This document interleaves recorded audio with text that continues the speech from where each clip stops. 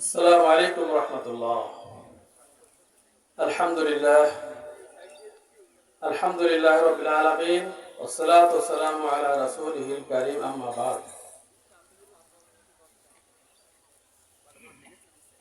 মহান আল্লাহ পাকের দরবারে শুকরিয়া যে রব্বুল আলামিনের অশেষ মেহেরবানি আজকের এই দীর্ঘ অনেক বছর পর এরকম একটা উন্মুক্ত খোলা পরিবেশে সম্পন্ন নির্ভয়ে নির্দ্বিধায় আমরা মাহে রমজান সবচাইতে সেরা মাস, রহমতের মাস, এই মাসে এত সুন্দর পরিবেশে আমরা ইফতার মাহফিল করার যে সুযোগ আল্লাহ তাআলা দিয়েছেন আমাদেরকে, এর জন্য সবাইকে আল্লাহ পাকের দরবারে শুকর আদায় করি। সকলেই বলে আলহামদুলিল্লাহ।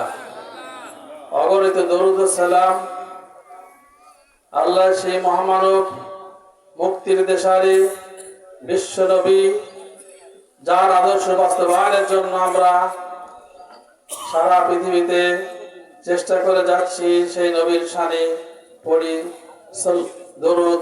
সবাই বলে সাল্লাল্লাহু আলাইহি ওয়াসাল্লাম।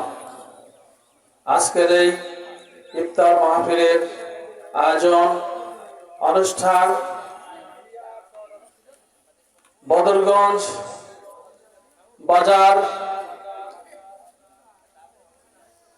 অফিস ও আঞ্চলিক ভিত্তিক আজকের এই অনুষ্ঠানে আজকে প্রধান মেহমান হিসাবে যিনি উপস্থিত হয়েছেন, অত্র জেলার 1 নম্বর আসনের সম্মানিত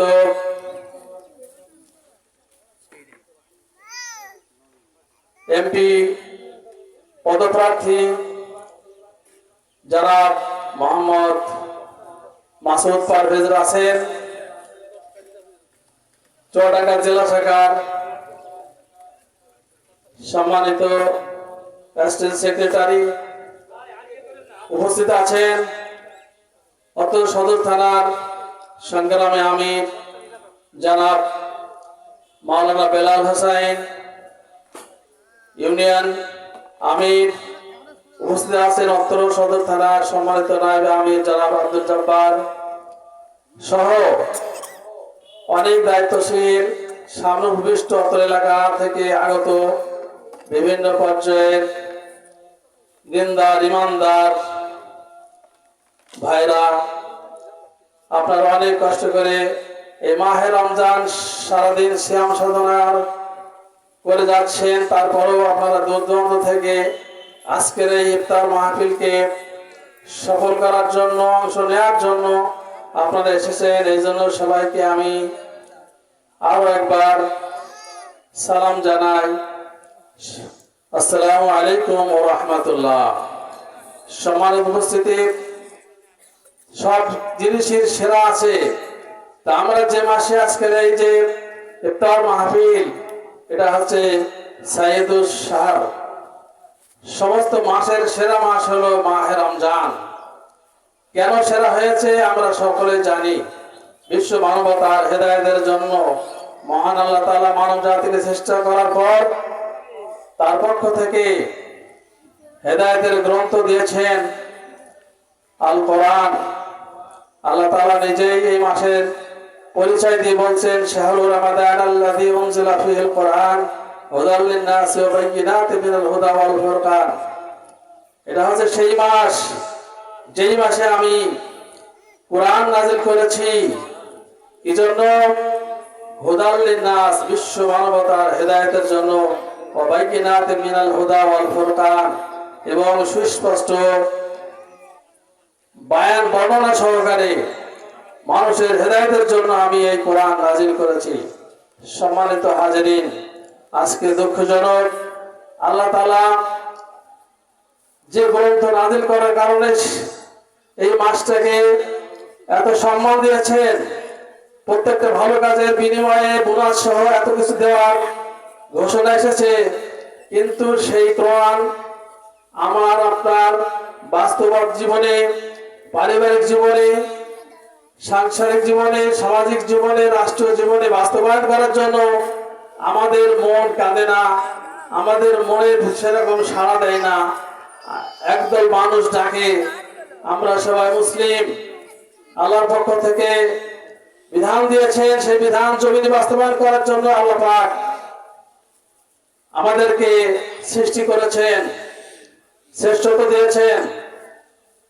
কিন্তু একদল মানুষ ডাকে যে আমরা কোরআন বাস্তবায়ন করি, আর একদল তারাও মুসলমান, উভয় দাবি করছে যে আমরা খাঁটি মুসলিম, মসজিদে নামাজ পড়ছি, তাসবিহ তাহলিল করছি, সিয়াম পালন করছি, বক্তব্য দিচ্ছি, কিন্তু দেখা যাচ্ছে সে কোরআন বাস্তবায়ন করার কথা যখন বলা হচ্ছে তখন তারা মানুষকে উল্টো দিকে নিয়ে চলে যাচ্ছে।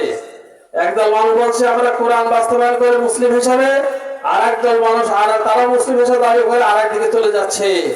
সম্মানিত হাজিরিন, তারা কি একটু নিজের আত্মার সাথে একটু সমালোচনা করে, একটু বিবেক খাটিয়ে তারা কি দেখে না, বোঝে না যে আসলে এটা আমাদের কতটুকু ঠিক তো হচ্ছে? দুনিয়ার জীবনটা একটা সংক্ষিপ্ত জীবন, আমরা চলে যাব, কিন্তু আমাদেরকে হিসাব দিতে হবে।